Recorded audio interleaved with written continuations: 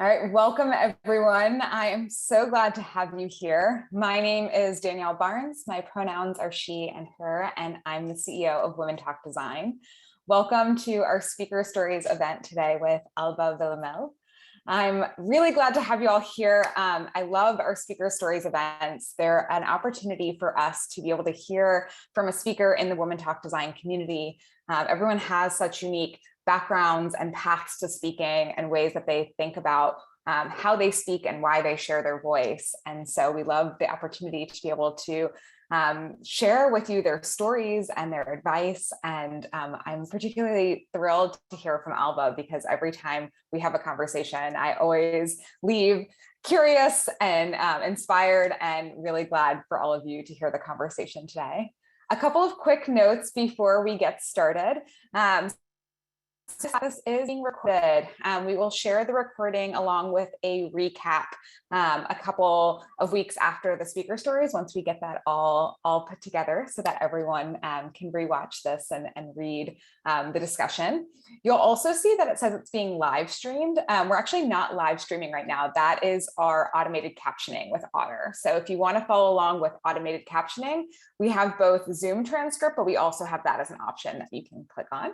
And then how this is going to work today, I'm going to get us started with our conversation with Alba. I have some questions to kick things off, but then we really want to hear from you. So we encourage you to start thinking about your questions now. You'll have the opportunity about 20 minutes in to start to share them. You can put them in the chat or use the raise hand feature to ask your question. So again, start thinking about those now.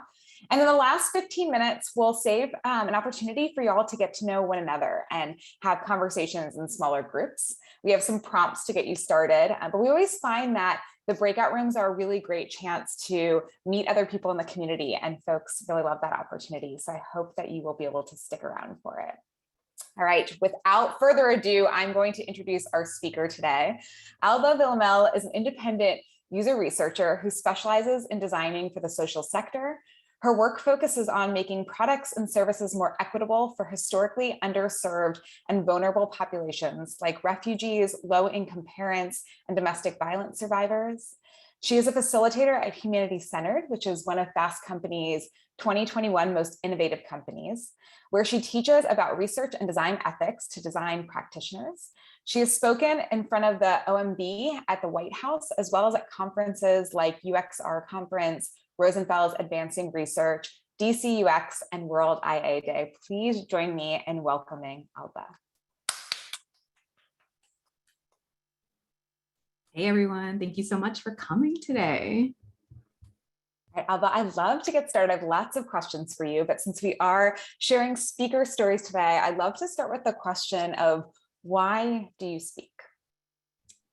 Yeah, so I mean, honestly, I think it kind of sounds immature when I say it out loud, but it's out of spite and anger. I came into the design industry from a social science research background, and it was kind of a culture shock. My training in sociology was a discipline that really, I think, focused on issues of equity and ethics and rigor. All these topics that I'm incredibly passionate about because I mainly work in the social sector with vulnerable and historically underserved populations. But when I went to design events, I never saw anyone on stage talking about those topics. And when I brought them up during network sessions or during Q&As, I was constantly talked down to and dismissed because those were not seen as relevant topics by those design leaders.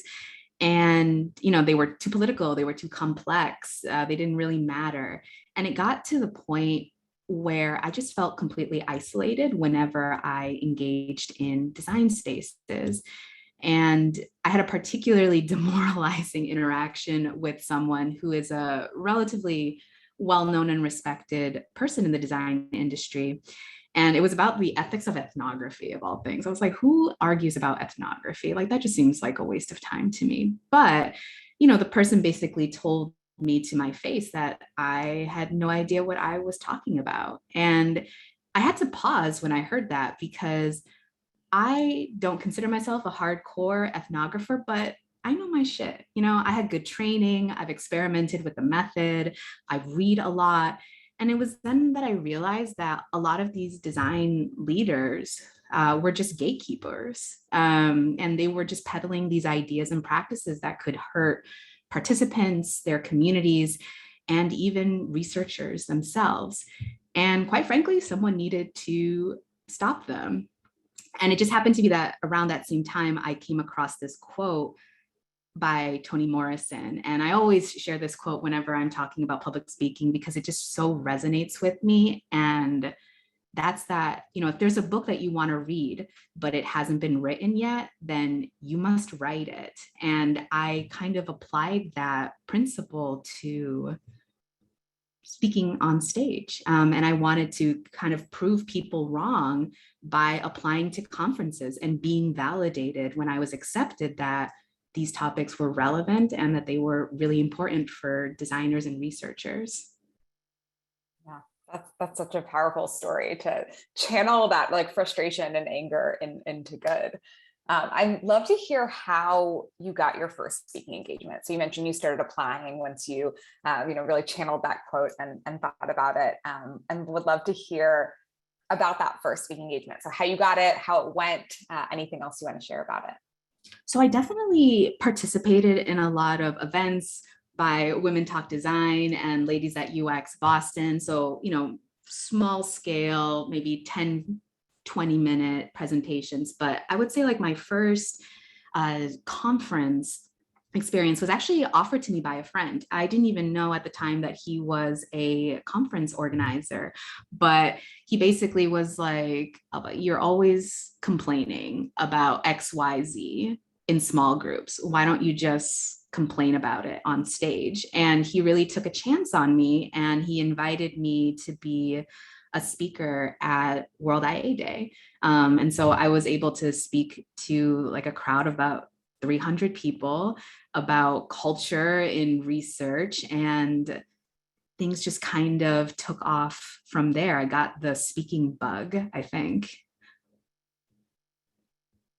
Awesome. And what about speaking engagements from there? So as you got that speaking bug, how did you continue to find opportunities to share your ideas? So I think one of the best investments that I ever made for my public speaking career was actively participating on social media, Slack communities, Google groups, Facebook groups, and as much as it can be a trash fire, Twitter. And when I first started getting into social media, it didn't come naturally to me. I'm someone who prefers to stay quiet unless I feel like I have something to say. And so it really took me a while to, I think, find my groove and really like just understand what did I want to put out in the world. And then I just had this realization that I should just like lean into my kind of natural nerdiness. Because I think when you regularly contribute to any type of forum, people get a sense of what you're about, how you think, what type of values and energy are you bringing to this work. And so this, being on Twitter and sharing some thoughts that I had about research and ethics and equity was an opportunity to show people what type of thinker I was, but also to kind of do some, I think, like audience testing, right? Because if you look at the analytics, you can get a sense of, okay, when I talk about ethics, the crowd that I usually get are people who kind of come from this industry or this sector. And they tend to be really drawn to frameworks. If I talk about things like trauma-informed research, people tend to be very drawn to more like principles and actionable strategies that you can take. And so you get a sense of, if I want to talk about ethics, maybe I should use this type of language and these types of examples and really try to pitch these ideas to these types of organizers. But if I want to talk about this other topic, I need to go a different route. And so it kind of allowed me to hone in on what do I really want to say and for whom. and how. And, you know, my first couple of talks after my first conference talk, I just applied to those conferences, but I essentially took some of those Twitter threads that I had written and just compiled them into those call for paper applications. And I started there. And I think some these conference organizers, they saw how much engagement I was getting on certain types of posts. And I think that kind of incentivized them to actually extend an invitation, because they could see that, like, this is not a topic that we had ever considered important or we had ever platformed at our conference, but we're seeing that people are actively engaging with these topics online. Maybe this is someone that we should extend an invitation to. And for several conferences that I've spoken at, like, my talk was one of the ones that had the highest engagement metrics. And I think it was because of that. I was talking about something I was passionate about that no one else was really talking about publicly. So they were like, yeah, there's a stage for you there. And then that kind of spiraled into invitations for in-house, which is actually what I'm starting to do a lot more now than doing public facing talks, is doing talks inside companies. So yeah, I can go a little bit more in detail about how I would love to hear more about that as well. But since you were talking about I love the development process of testing out ideas and doing your research and seeing, what resonates with who. I'd love to hear more about your process for developing talks. So after you have that talk accepted, how do you develop a talk and get ready to present it in front of an audience? Yeah, I like to think of this process in 3 parts. One is figuring out what I call your verb, and I'll kind of get into that a little bit later. What is the persona that you want to adopt, and what is the format that you want this to take? And so what I mean by verb is, how do you want your talk to relate to the status quo? So I think one of the things that I've always tried to approach my public speaking with is, I want people to refuse assumptions that we take for granted in research. When I talk about ethics, I'm always talking about what type of principles should you refuse that are apparent goods, but really they're not actually good for our field. So I'm all about refusal, challenging, questioning, and all of my talks kind of have that underlying thread. But some people might be more interested in affirming what exists or celebrating what exists, inspiring people who are doing the work that they're doing. So thinking about what is the verb that you want, what is the action that you want your talk to take, I think is a really helpful part, just to get a sense of what is kind of the meat that will have to go into that talk because of the action that you want your talk to perform. And then I think about, what is the persona that we create about ourselves. And I think the thing about speaking, and one of the questions that you were going to ask later, Danielle, was like, what is the best speaking advice that you ever received? And I kind of want to share what is one of the worst ones that I think is often shared, which is be funny. And that's because not everyone is funny. Also, not all humor is appropriate for, work settings. Like, I'm someone that my humor oscillates between a perverted 12-year-old boy and a very cynical, dark person. Neither of those 2 forms of humor are appropriate for the workplace. And I consider speaking as a part of the workplace. So for me, humor is not something that would come naturally, and it's not something that would necessarily be appropriate for the topics that I'm talking about. So I always think about, like, lean into the words that you want associated with you. I call this like my speaker brand, or like my speaker persona.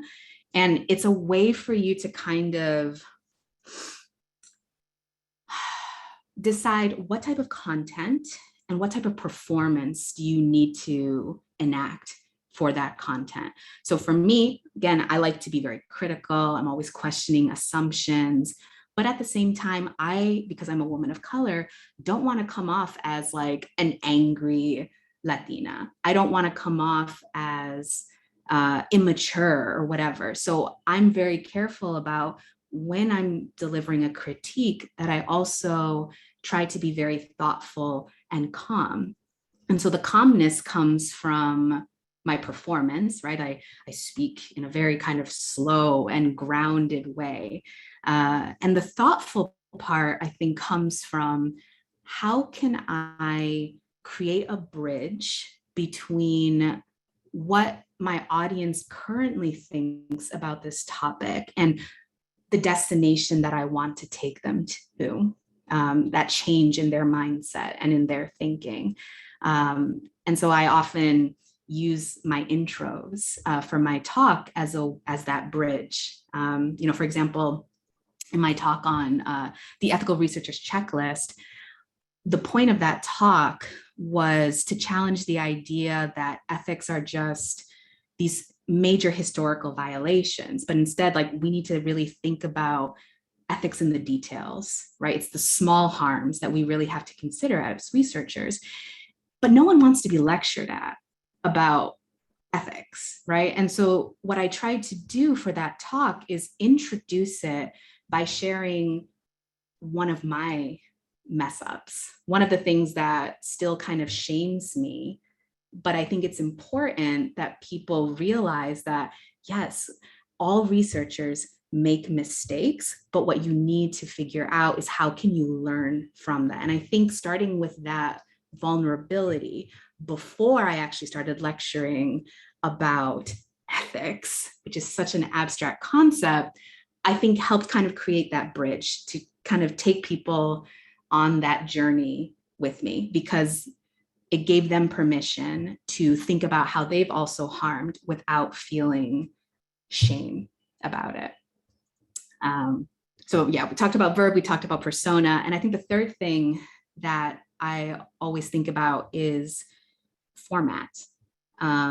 Some talks are better, I think, suited for certain formats than others. And actually, this is something that I got from a workshop that I did with Women Talk Design. I was an attendee. The folks over at Twig and Fish, which is a research consultancy here in Boston, they had this great mini workshop where they handed us this worksheet that made you think about the topic that you are interested in different ways. So thinking about the different formats that it can take. Do you want it to be a case study? Do you want it to be a personal narrative of your journey as a speaker? Do you want it to be a demo where you walk through how something works?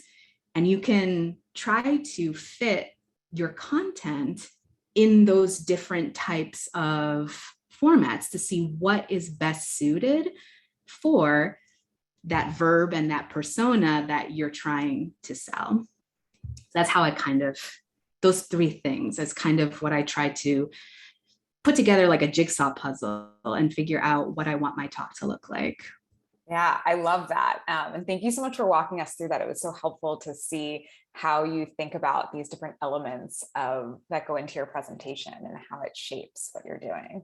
And I particularly really appreciated that you shared that, you, even though it might be difficult to share a personal and vulnerable story, because I do think stories are so powerful to help you connect with your audience and to get buy-in, to add credibility. But it can be really hard to say, I messed up in front of all of these people that you're trying to gain their trust. And so yeah, thanks for sharing that with us.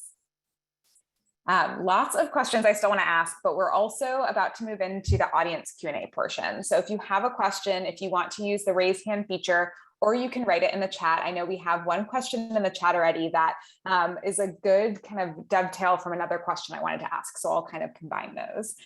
So I had a question about how you decide where you want to say yes to when you're asked to speak. So I know initially you said that you were originally looking for speaking engagements and applying to conferences, and that's kind of evolved now, and you're doing more in-house speaking. And so, I was curious a bit of the decision process of when you decide to say yes when you're reached out to. This might go a little bit with this question we got in the chat with, how do you differentiate your process for sourcing and preparing for speaking opportunities required for your job versus personal exposure in the industry? So thinking about speaking opportunities that might also inform maybe when you say yes or not. Yeah. So at this point in my career, speaking career, it's about how much am I getting paid? And it's about the culture of the organization that is inviting me. One of the unfortunate things that I have found about a lot of event organizers is that they are very, what's the word? They try to take advantage of what is going on in the industry at a particular moment. So I was really lucky when I was doing talks this past year that, I talk about racism and user research, all of the terrible racist things that were happening in the United States. I mean, these things have been happening for years, but just the fact that it was actually finally becoming publicized this past year, that kind of gave me an opportunity, because suddenly you saw all of these organizations saying like, oh, we want to talk about diversity and inclusion, trying to be cover up all of the problematic things that they had been doing for years. And so that gave me an in, but I also became very suspicious of organizations. And so I started looking at patterns of, am I the only person of color that was invited to that event? Because that has happened to me before. Is this an event that has had, problematic interactions with speakers of color beforehand? Then I probably don't want to speak there either. So even if there was a good opportunity in terms of publicity, I don't want to associate my name now with certain types of organizations. So that's kind of like the industry talks. It's now I'm trying to think a little bit more about, do the values of that organization align with my values? And then for internal stuff, it's really about how much they're paying. I think one of the things that you learn really quickly is that organizations, they want to use your voice, especially if you talk about sensitive topics, but they don't want to compensate you for that. And one of the things that I learned really quickly is that, it's usually the richest organizations that will refuse to pay you. And so I am very explicit about, this is my rate when I am working with for-profit organizations, because they have the money, they just refuse to spend it on you.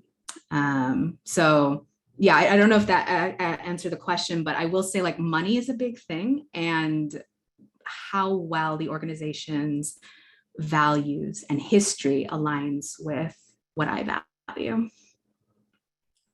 Thanks, Alba, and thanks for the question in the chat. Shay, do you want to unmute and ask your question? I was curious about humor and how you said it may not be appropriate for topics, because I've always found humor as an icebreaker, no matter what, how I'm speaking, who I'm speaking to, what I'm speaking about. And that may be because I feel like I'm funny. So, and I'm not shy and things. So it's just interesting that you say humor may not be appropriate for an audience. Is that because of just your own personal ways? Yeah, no, that's a great question. So I wanted to kind of follow up that thing of the discussion of the persona with like, lean into what makes you charismatic. So if you are a funny person, like lean into that, because you are already naturally good at that. I think what I was more concerned with is that blanket statement of be funny, but it's like, some people are just not funny. Or again, people like me, some people are not funny in a way that is appropriate, I think, for the setting. And also in my case in particular, like I talk about racism in technology. I talk about trauma-informed, methods. And sometimes, depending on the audience, humor may not be well received. So I think it's so important as a speaker, no matter what type of event that you're speaking at, is to do some research ahead of time to figure out what is the vibe of this audience. Who makes it up? Are they used to people, cracking jokes, using memes? Is there that kind of jovial, lighthearted approach that a lot of speakers take? Or is this an environment where people are really serious, or they don't really have a sense of humor, or they have a very particular type of sense of humor that you need to be cognizant of? But yeah, I always say, like, if you're funny, go for it. But if you're not funny, like myself, that is a landmine, I think, humor, because it can turn real bad real quickly. Tell me how I know that. Ask me how I know that, right? So yeah, but great question. Be funny, Shay, when you do your presentations. People will enjoy it. Thanks. We have another question in the chat about how you address parking lot questions. So questions that may come up that you may not necessarily have time to address, to time constraints, or slightly off topic. I know you have some thoughts on Q&A, so we can even just talk about Q&A more broadly, and then specifically questions, that may not feel as relevant. Yeah, so I hate Q&As. They are my least favorite part of a talk. I wouldn't categorize myself as someone who gets stage fright. I don't mind speaking in front of a crowd, but I think what gives me anxiety is looking foolish or not coming off as intelligent when I'm talking to a crowd. So the Q&A for me is something that is really anxiety producing, because I have no idea what's going to roll into that chat or that Q&A feature. So I think there's several strategies that you can take. So in terms of parking lot questions, like, I would just say, that is a great question. We don't really have enough time to get into that, but follow up with me on LinkedIn or follow up with me on Twitter. And I would love to have that conversation with you, because it lets you, if you're someone like me who is an internal processor and needs time to reflect and really give someone a good question or good answer, that gives you that time. And also that person could also kind of, because I feel like sometimes when people ask a verbal question, sometimes it's not necessarily clear what they're asking. And so if you also give that person time to reflect on what they really want to ask, it's going to be a mutually beneficial conversation, because everyone is a little bit more reflective of what they really want to say and what they really want to hear about. The other kind of tip that I use for Q&A is that I do research on events that are talking about similar topics as mine. And I actually save the questions that are inputted in the Q&A so that I kind of put them all in one document and I can think through those questions at my own pace. And I can kind of brainstorm what would be possible answers that I would give if I were asked that question. And oftentimes there are some really kick-ass questions, and those are ideas for future talks. Because if you start seeing the same questions over and over again, that means that there's a need for a talk that actually addresses that specific question. Awesome. Thanks, Alba. Well, you're nailing this Q&A, so we're grateful to have you here for this one. There's a question in the chat from Angelica. You mentioned setting your own rate for talks. At what point in your speaking journey did you transition to charging a speaker fee? And how did you go about determining what that fee would be? It was because someone told me that I was undervaluing myself. Like, someone was just like, how much do you charge? And I was like, okay, I charge this much. And the person was like, yeah, you need to at least double that at the minimum.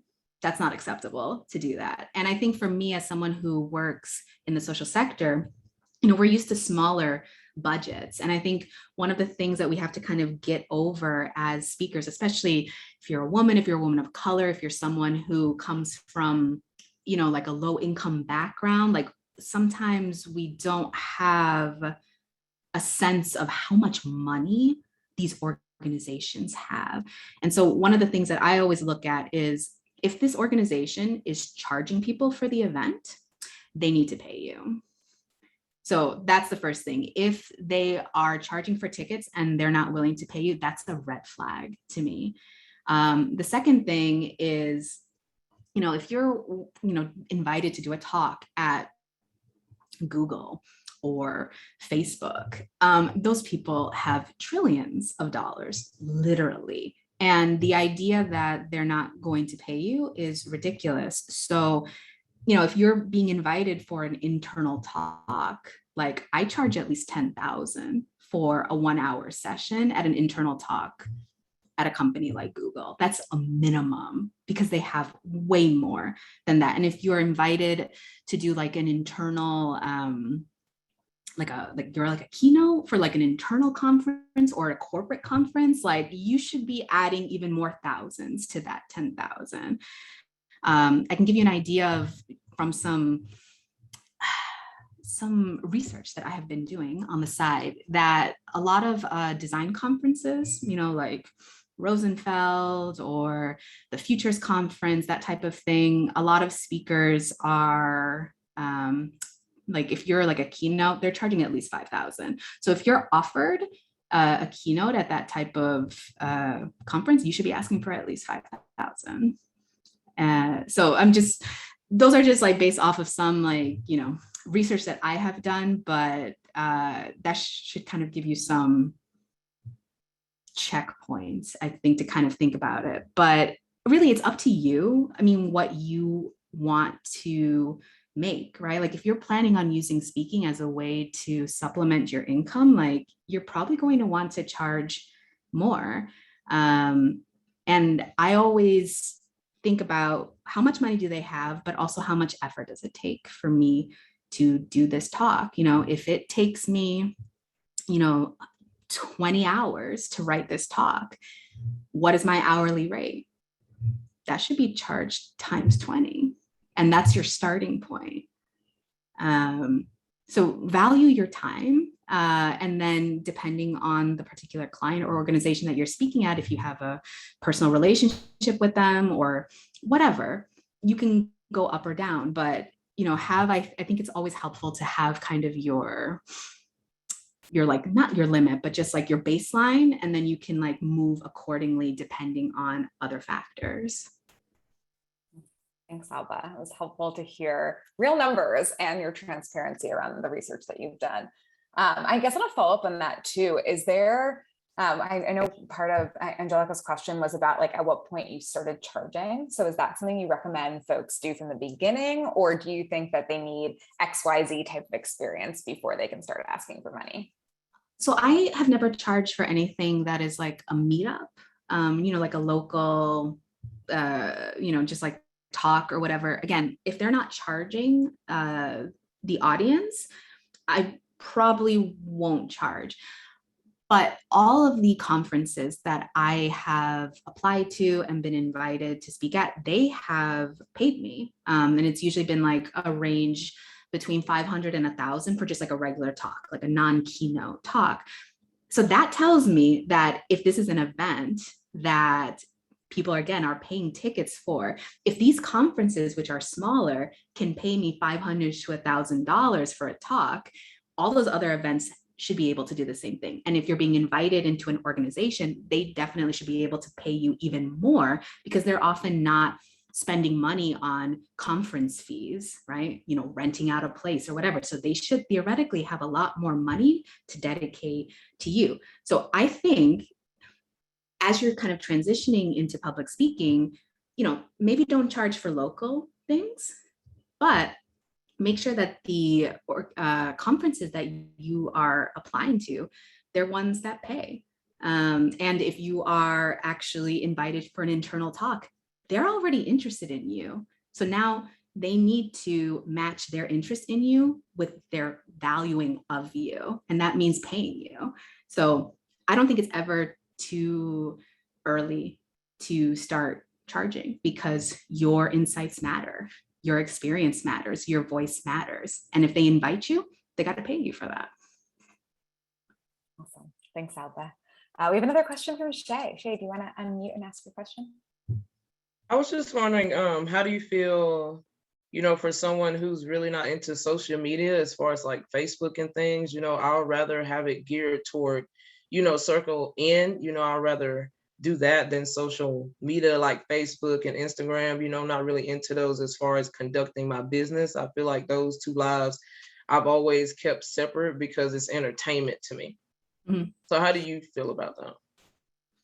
Yeah, you can always just, well, I mean, this is harder now in a pandemic world, but I used to always go to a lot of meetups. And I would kind of target what type of meetups I would go to, because I'm like, okay, this group of people, we're all kind of interested in the same topics or whatever. And actually that friend who had invited me to speak at my first conference talk, it was someone that I met through a meetup. And it was like a meetup about ethics, I think. And that's why he was like, oh, I know you're always interested in talking about those topics.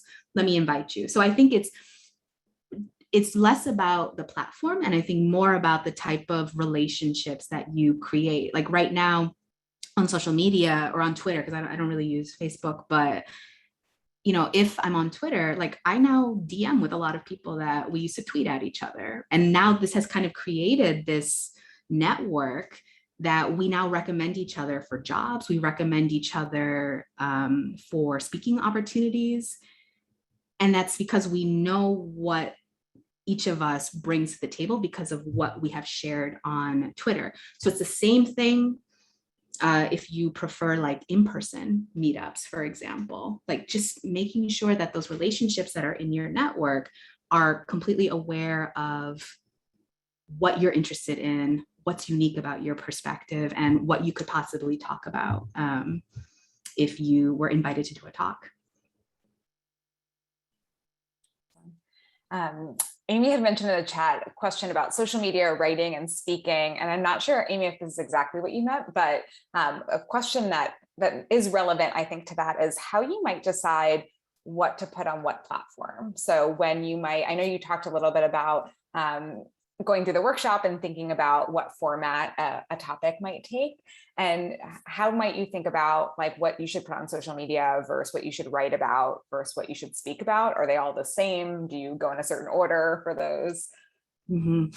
Yeah, and something that I personally struggle with as a speaker is knowing when to stop adding content, right? So how do I prevent myself from, or stop myself from overwhelming my audience? Especially since many of them have maybe not been exposed to some of the ideas that I'm discussing. And I try to think like, what can I realistically fit in a 20 to 35 minute time slot that it won't feel overwhelming? If it's something that would feel overwhelming, that may be more well suited for an article, right? Because I can go into the nitty gritty, I can go into the detail, I can flesh out a lot of those ideas. But if it's an idea that I can kind of just communicate within that time frame, then maybe it's a talk. And then some things, they just stay on Twitter, right? Because it's just, I haven't been able to kind of find a narrative to kind of pull everything together. So it's, I think, really about, I try to think about what would be overwhelming to the people that would be consuming that content and try to pick from there. Thank you. Trisha had a question going back to getting paid to speak. If you ever accept non-monetary payment for a talk, so free tickets to a multi-day conference you're speaking at or something like that. Oh, again, if they are charging people, like they need to pay. Like, and I assume that the free ticket is included. And there are some conferences that they will not give their speakers a free ticket. And I think that's absolutely ridiculous. And I would never speak at that type of conference. Because again, it shows that they don't really, they are willing to use your voice, but they're not willing to put a value on it. And that's kind of unacceptable to me. So yeah, I would accept a free ticket, but like that's a given. That's not a perk in my book. Awesome. Thanks so much, Alba. I saw there's another question in the chat, but I will say we're going to wrap up the questions right now because I do want us to, in just a second, transition to our breakout rooms. Alba, the final question that I wanted to ask is, just about the impact that public speaking has had on your career. And if you have any advice for folks who are thinking about getting started, maybe hesitant to get started, what might you share with them? Oh my goodness. I'm not going to share numbers, but because of public speaking, both in terms of the honorariums that I received from public speaking, as well as the connections that I made that then turned into clients and job opportunities, like I have increased my income by like 70%.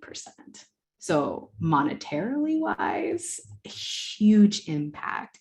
I would also say that it has just connected me to an incredible circle of people, because I'm constantly on the conference circuit, as well as just like talking about my ideas on Twitter and advertising the events that I'm speaking at on Twitter. I've now kind of connected with certain types of design leaders who are glad that they're starting to see people who are, getting these opportunities to speak about these topics. And I wouldn't necessarily say that they've taken on a mentorship role, but they have also opened up professional doors. So like right now I'm thinking about and outlining several book proposals because people were like, hey, if you ever want to edit, you want someone to edit, you want someone to give you feedback, you want someone to connect you to a publisher, I can do that for you. And that is so incredible because I've always wanted to write a book. So yeah, monetarily wise, just like professionally. And also I think too, like right now I'm kind of in this weird moment in my career where I'm kind of taking a break from doing public speaking, like in conferences, and focusing more on internal talks, but also creating my own events, because I basically want to give that platform to other people that are doing incredible work that people should know more about than they know me. And what can I do to use my platform to amplify those ideas? And so this past year, I've been like experimenting with organizing events, right? So I organized an event on the experiences of researchers of color in doing field work. I'm organizing an event right now called Critical UX, which we're like talking about anti-racism and disability justice and abolition in design, because like I want people to know these ideas, and I don't want to talk about them. I want people just to listen to all the amazing people who are already doing incredible work doing that. So I think also public speaking has just given me an opportunity to get funding for now these like big ideas that I have for events, without me having to actually speak myself.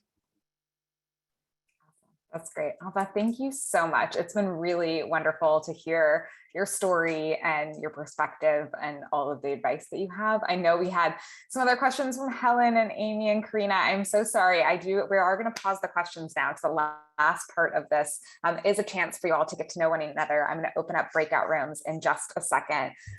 If you do have to hop, I have a feedback survey in the chat, but we also have some questions to get you started in your groups. I'm going to bring everyone back in the last minute just to wrap things up. But before I do, I just want to give a big round of applause to Alba and say, thank you so much, Alba. It's, again, so wonderful to hear from you. I'm so glad that you're sharing these important ideas out in the world. And thank you for sharing all of this with us. Yeah, and thank you so much for having me all. And I dropped my Twitter and my LinkedIn. So if you want to connect, just tell me that, hey, I saw you at this event. I want to talk about public speaking and I'd love to hear from you all. So thank you, everyone. Thanks all.